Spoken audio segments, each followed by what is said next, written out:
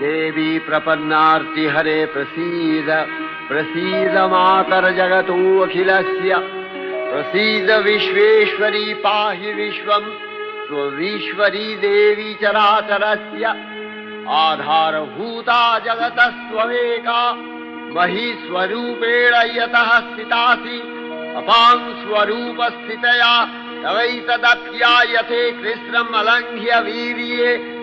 वैष्णवी शक्तिरनन्तवीर्या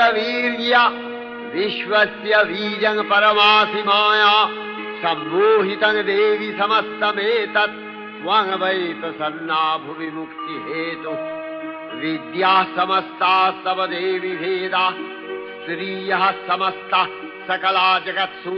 तवैकया पूरितमम्बयैतत् का ते स्तुतिः सद्य परापरोक्तिः सर्वभूता यदा देवी